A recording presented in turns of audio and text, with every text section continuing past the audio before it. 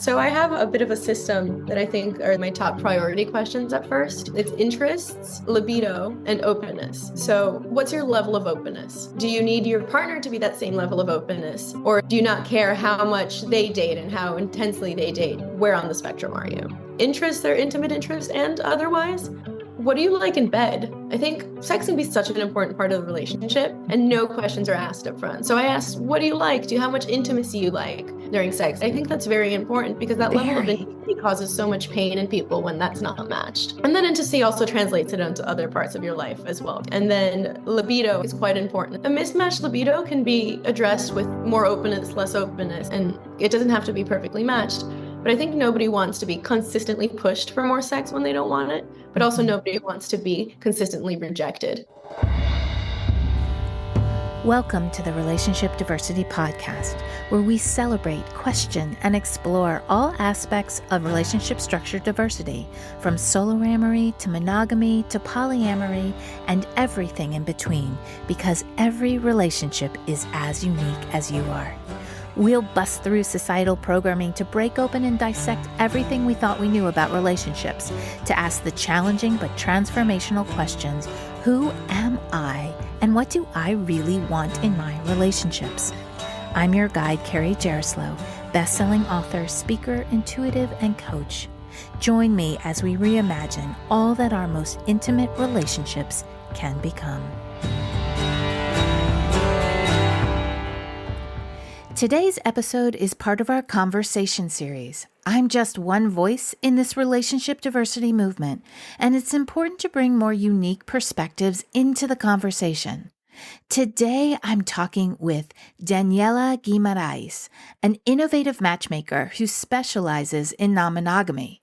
We talk about honesty and transparency in dating and how she helps her clients find clarity with their true desires with respect to their interests, libido, and openness. This clarity helps her to match clients with people that align in their desires. But first, a little about her. Daniella, a Brazilian-American entrepreneur, is the pioneering non-monogamous matchmaker. She's the founder of Velvet Ties, a social club and matchmaking agency. Her passion for non-monogamy has been a lifelong journey and is driven by her innate desire for personal freedom and honest connections. Let's get into the conversation. Hello, everyone, and welcome to this episode of Relationship Diversity Podcast. Ooh, I am really excited about this topic because I think I have a one-of-a-kind guest here. Today, I am talking with Daniella Guimaraes. I'm sure I butchered that. I tried my best, but she's going to say her name. But Daniella is a non-monogamous matchmaker. I have never met another non-monogamous matchmaker. So I'm so excited to talk to you more and to learn more about what you do. So welcome, Daniella, to the podcast. Hi, Carrie. It's great to be here. My name is pronounced Daniella Guimaraes, but I have Guimaraes. an American get that right, so I'm not offended at all. Okay, good. I don't feel so bad, but thank you for clarifying that. And Daniella, tell us a little bit about yourself and how you got into being a non-monogamous matchmaker. So I am Brazilian-American, and I have been very lucky to experience the best of both worlds. I think actually that multiple cultures quite helps in the matchmaking as well, helping you understand people and makes things a little bit more intuitive. I got into the matchmaking. It's actually quite a funny story. I used to be a model for 10 years working in fashion. So everybody assumes all my friends are super cute. And I had a bunch of my male friends come to me and, hey, do you have somebody to introduce me to? I'm looking for, a primary partner to get married, maybe have kids, but I want some level of openness. Mm-hmm. And it's hard to find. I don't really want to get involved with my closer friends, and it's hard to branch out. And by the 17th person that asked me that, I was like, fine, everyone, I'll do it. Wow. That's how that was born. Yeah. I don't know anyone else who does specifically non-monogamous matchmaking. And what I love is that you say that you're dedicated to fostering honest connections. What does that mean to you, and how does that show up in your matchmaking services? So one of the things I say is matchmaking is almost like a therapist. If you lie to your therapist, it's just not going to work. So I think people are very honest with me, and that allows me to present an honest profile about what they really want. And it takes the guessing game out, because I think when the real world dating, when people say what they want, what they think you want to hear a lot, and that kind of cuts that part of the process out. So there's no guessing game. Everything is pretty upfront and honest. And in the coaching that I do in the background with my clients, I always incentivize as well. Just be super upfront and clear, because you don't want this being a problem in the future. It's better to know that something's a deal breaker sooner rather than later.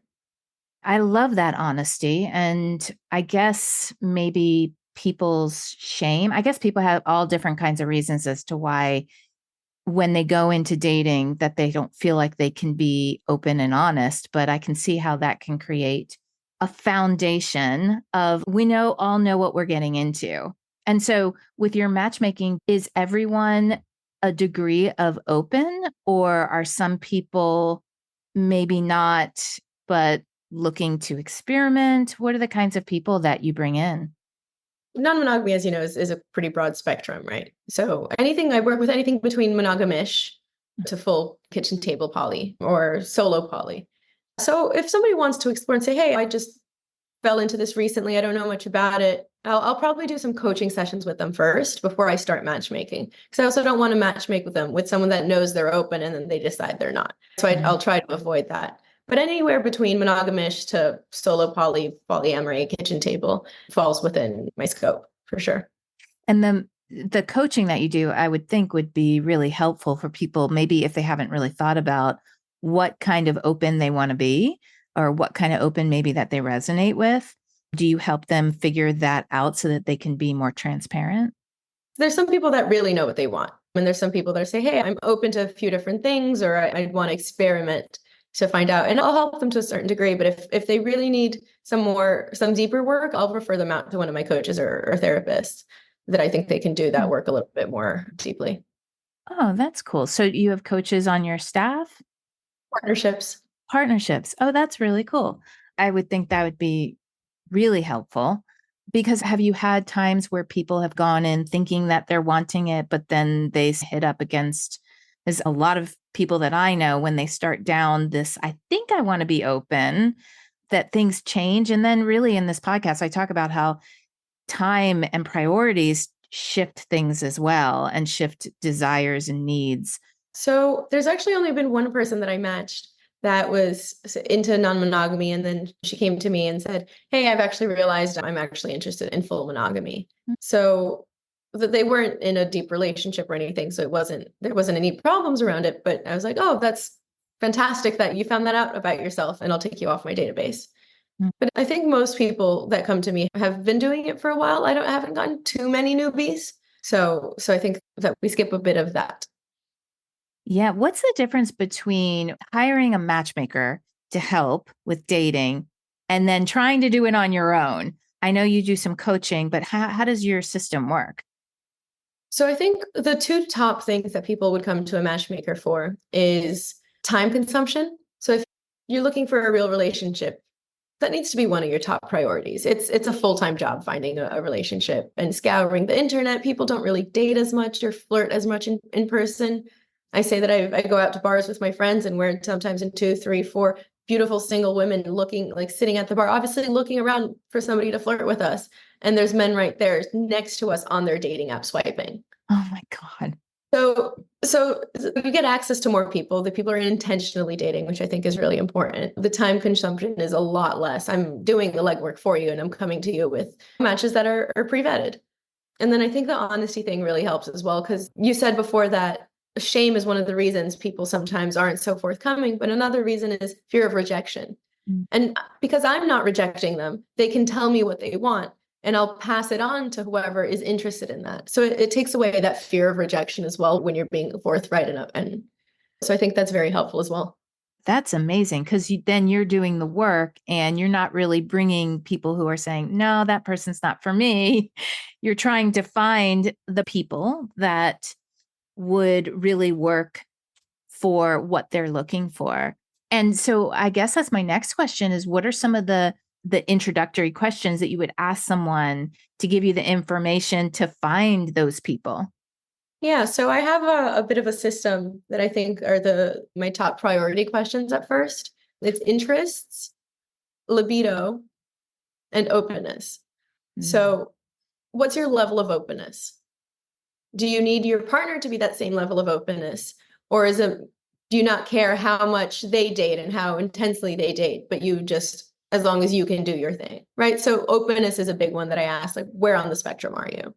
Interest, their intimate interest and otherwise. I think one of the craziest things for me that I've seen no other matchmaker ask is, what do you like in bed?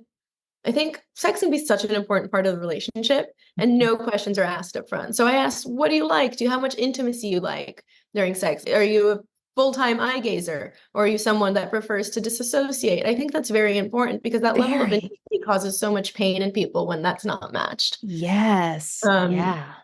And then intimacy also translates it into other parts of your life as well, not just sexual intimacy. And then libido, I think, is quite important as well. And a mismatched libido can be addressed with more openness, less openness, and it doesn't have to be perfectly matched.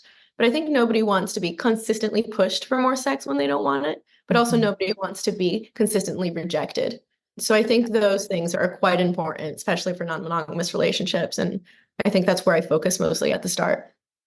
Those are such important questions. I think there's so much fear, specifically upfront about intimacy and libido. And I love that you're normalizing that conversation amongst dating because I do think it is important. And do you ask if they're looking for long-term relationship, if they're looking for just dating? What do you find that people are looking for? Is everyone different or are there some Yeah, so similarities that you're seeing pop up?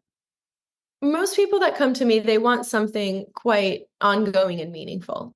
So I have something I say call a casual matchmaking, but it's not a one night stand or, hey, I'm in town for a week. Who can I see?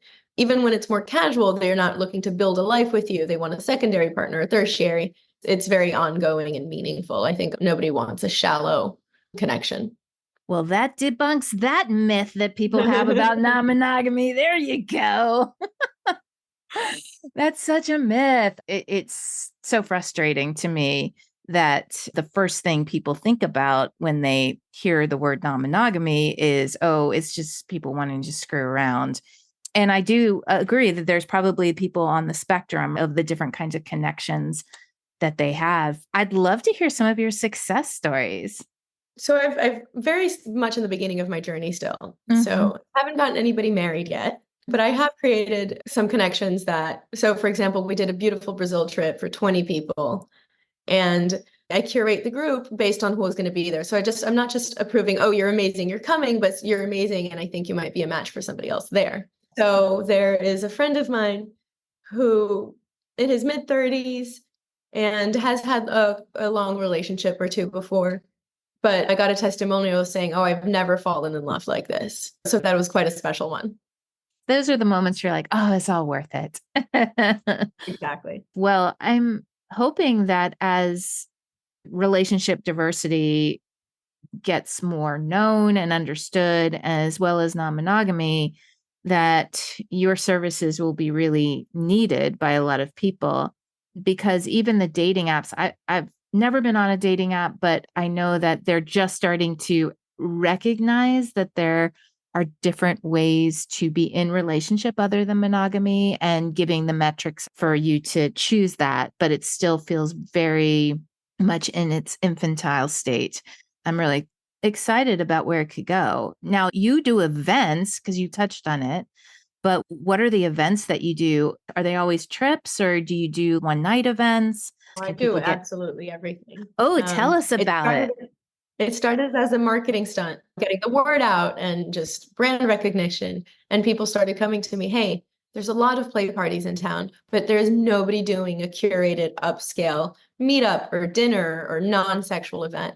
So they're like, can you just please do this on a regular basis and not just.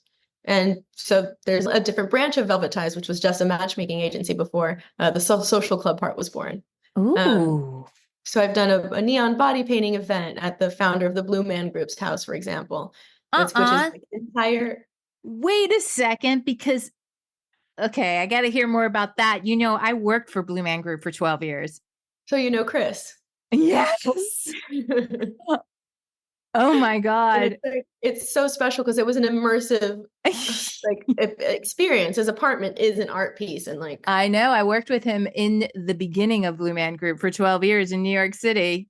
yeah, Wow, what a nice connection. Okay, so you did like a curated event at Chris's apartment. yeah. Nice. So that was super special. And I'm quite lucky that every event I throw, I'm like, oh, I don't know where I'm going to do the next one. And every event, two people come up saying, hey, I love this so much. Can you please host one at my place? So I've Wow. gotten the most beautiful, beautiful apartments, penthouses in Manhattan, in Florida, in Miami to host all sorts of things. Sometimes they're 50, 60 people cocktails. Sometimes they're 15, 16 people dinners. There's retreat upstate. We have a retreat space upstate that's the Roundhouse. It's a big dome compound with 10 bedrooms, 30 acres. We'll do that as well as some international trips, which for me are the most fun. They're just not that often yet. Uh-huh. Now, they're not that often yet as you grow. So, how can someone find out more about your events, and do people need to apply to Yeah, go so to all the my event? events are invite only or apply to attend. Mm. So I really want to make sure that the vibe is quite perfect. So you What's can your find most ideal vibe at an event? What does it look like? so I think something sexy but not sexual. You know, like the sexual tension is high, but it's not aggressive. I think there's a very big difference between that respectful, classy tension versus a I don't know, I want to eat you tension. Right. So it's one of the things that makes me really happy is that a lot of the women come up to me, say, hey, I'm always nervous about coming to these events, but I felt completely, my nervous system was so happy the entire time, which is a great thing for me to hear. Yeah, I can, as a woman, any kind of event where I feel attention is upsetting to my nervous system. So that sounds like that's a testament to the way that you curate these events. Yeah, I Um, think one of the things that makes quite a difference is my events are all black tie or mm, almost black tie. So I think just like men in suits is just fantastic to create a vibe. And the important things for me during the event is I select for intelligence as well as personality. So just these deep, interesting conversations instead of small talk. So that's my dream event. Interesting conversations, beautiful, well-dressed people of all sorts of backgrounds and just meaningful connections being created through the back end curation process. that sounds amazing. That sounds amazing. And I can feel the settling. I'm an empath, so I feel things. I can just feel like the settling into an event like that because it is about thoughtful connections. And that does make a difference, probably for both men and women, to be able to sit and be like, okay, this isn't like kind of icky, sleazy event where I just feel like people are trying to pick me up. And so if someone wanted to attend an event, they would have to apply. And is this the membership? Because I think I saw on your website that you have a social club membership. I do have a social club membership. The best way to start is coming to one of my open to the public events. So I Mm, have some that are for members only, but I do have part of the vetting process is coming to one of my events, open to the public events and letting me meet you, see how you interact with others. So you can do that either by just going to Velvet Ties events and see a list of upcoming events, or I'll also leave a link to my WhatsApp group. There's a community with divisions for New York, for Florida, and global, Brazil, and you can share events and everybody shares their own events there. So it's a great way to keep in touch about all E&M world as well. that's cool because community, I always talk about community, is so important, especially when you're branching out into areas that are non traditional. Any kind of relationship diversity, diversifying from monogamy, community is just really helpful in those. So, okay, you have a free WhatsApp group and your events that are open to the public. Are those in Miami and New York? Both in Miami and New York, yeah. Miami, New York. Okay. Any of the trips or retreats, then you have to be a vetted member already. Yeah. Where do you see the world of non-monogamy going? Oh my gosh, the trend is huge. There's already did you see the U poll 2020 March 2023, where one in out Yes. of every three Americans would consider anything other than full monogamy their ideal relationship style? Yes. So I Yes. think it's just going to be more in the open. I think poly and non-monogamy is kind of the new gay, right? There's like a lot of people in the closet afraid to come out, but I think inclusion and acceptance is coming well with awareness. There's actually coming up the International Week of Visibility for Non-Monogamy. So I think this new movement's going to be totally, totally helpful as well. Yeah, I'm going to be having Brett on the podcast in a few weeks, I think. And I love what they're doing. They're really, really doing amazing advocacy work to normalize alternative relationship structures and also legal protections, which we have none of yet. Right. Right. So I love this because I think you're kind of getting in at the ground floor. Because I'm so excited. I like know. to play around and say that the business is kind of running itself. I give it a little nudge and a stir here and there, but there's so much momentum that I kind of just watch it go. Yeah. What's your big vision for your business? I hope to have a community in most countries in the world, like quite an established community, maybe actually even a physical permanent clubhouse for the social club. I'm so looking forward to onboarding more non-monogamous matchmakers. I've been searching for the perfect person for about 6 months now. So if anybody listening is interested in working with me, it is a lot in person in New York. But if anybody from New York is listening, please reach out and work with me as the second matchmaker. So I really look forward to scaling, and I'm sure that it'll look completely different than it does today, as startups do. But I have a pretty nice vision for it. Wow. So job opportunity for any of you out there who loves love and wants to help people find whatever it is that they want in their relationship, their visions. What would you say to someone who's out there and maybe they don't live in New York or Miami, but they're wanting to date non-monogamously and they're on their own? What kind of advice would you give them as they venture out into the dating world? Yeah, I think joining the global WhatsApp group is a good start. You can ask there for local community referrals. There's people all over. So I think reaching out to local communities is great. There's a lot of virtual support groups as well. So again, Brett from Open does a call where you support and you can even ask questions in advance to be anonymous. So I think there's a lot of support there. Following other accounts on Instagram which talk about non-monogamy and makes you feel not alone or not weird I think is super helpful, just representation. So I think online there's a lot of things, and just I think most places have even a small local community for support as well.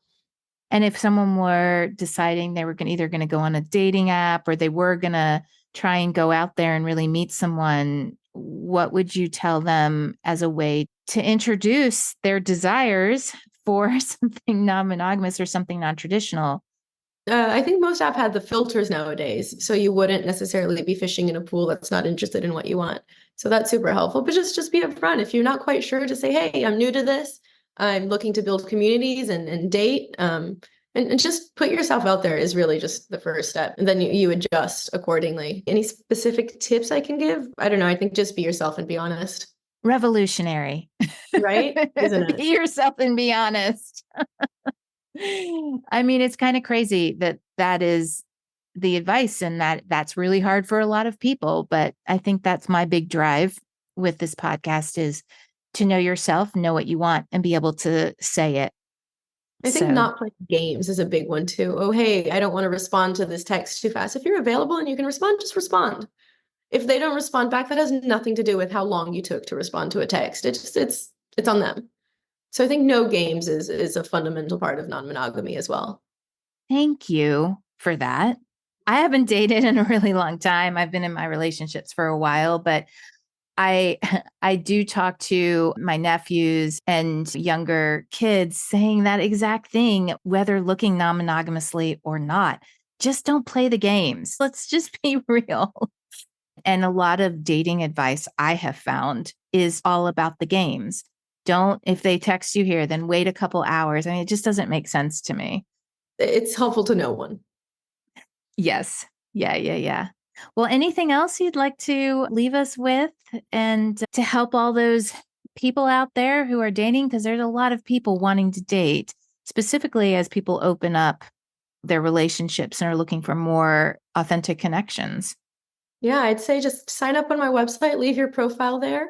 Or I'm also super accessible. Shoot me an email. You can find my email on my website, send in the forms, and I'm happy to answer questions or connect you to someone that I think might be useful in your journey.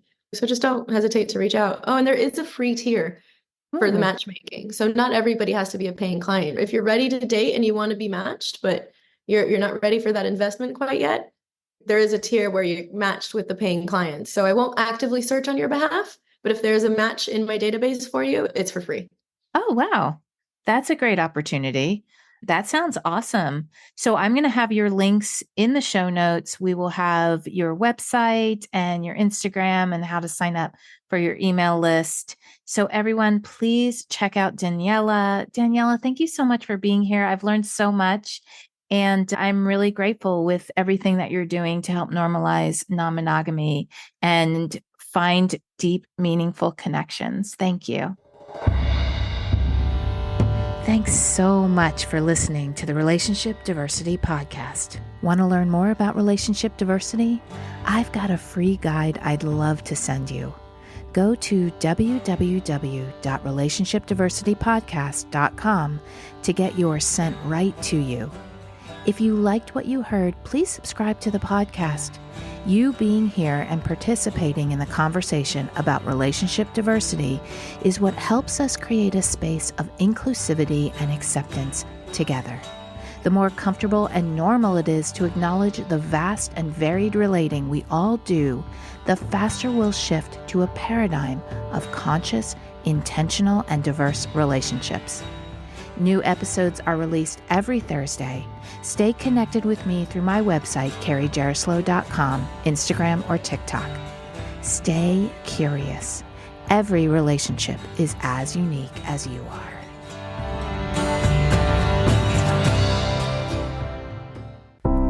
Are you wondering why you never seem to find lasting fulfillment in your relationships? Or do you create the same kinds of relationship experiences over and over again? Can you never seem to find even one person who you want to explore a relationship with? Have you just given up hope altogether? If this sounds like you, my recent book, Why Do They Always Break Up With Me, is the perfect place to start. The foundation of any relationship, whether intimate or not, is the relationship we have with ourselves. In the book, I lead you through 8 clear steps to start or continue your self-exploration journey. You'll learn about the importance of self-acceptance, gratitude, belief shifting, and forgiveness, and given exercises to experience these life-changing concepts. This is the process I use to shift my relationships from continual heartbreak to what they are now, fulfilling, soul-nourishing, compassionate, and loving. It is possible for you. This book can set you on a path to get there. Currently available through Amazon or through the link in the show notes.